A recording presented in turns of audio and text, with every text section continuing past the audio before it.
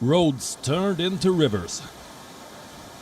Vehicles swept away like toys. Swaths of land buried under thick mud. And narrow escapes that are horrifying to watch. This devastation is occurring simultaneously in 7 European countries: Belgium, the Netherlands, Luxembourg, Switzerland, Italy, Austria, and Germany. The total death toll in these countries has soared to over 180. The worst hit is Germany.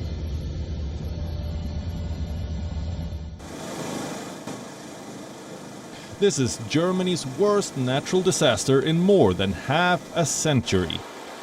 This is the aftermath of a severe mudslide triggered by the floods. This is in West Germany, where several areas have become inaccessible and hundreds have gone missing or are unreachable. Towns near river valleys and low-lying plains are worse off. This is the town of Bad Schandau, situated along the river Elbe. This is how torrents of water are cascading through its streets. In Berchtesgaden, roads have become impassable. Railway tracks are covered in mud. The German Chancellor visited flood-stricken areas and described the situation as terrifying.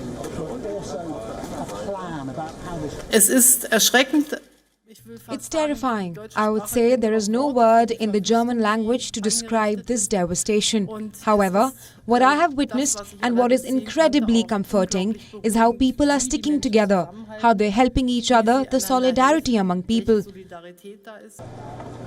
Merkel had promised over $350 million in immediate relief, and billions more to fix collapsed houses, streets, and bridges.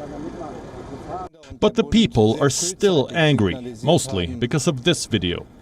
This is Armin Laschet, the frontrunner to succeed Merkel as Chancellor. He was filmed laughing as the German president made some somber remarks about the floods. Laschet later apologized. A flood is no laughing matter, especially with an election due in September.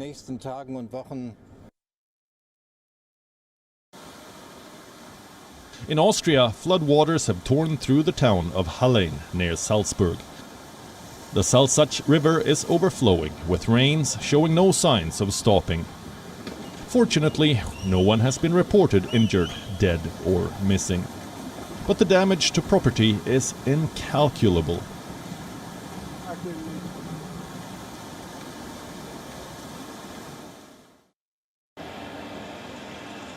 In the Netherlands, the floods are dying down, but the damage has made parts inhabitable. Rescue workers are digging deeper into debris left by receding waters.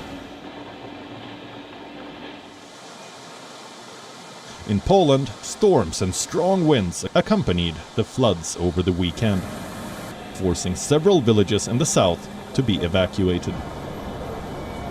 And the worst isn't over. More storms are being forecast in the days ahead.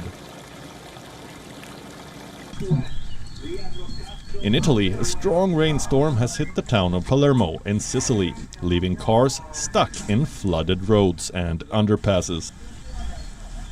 No injuries have been reported as of now.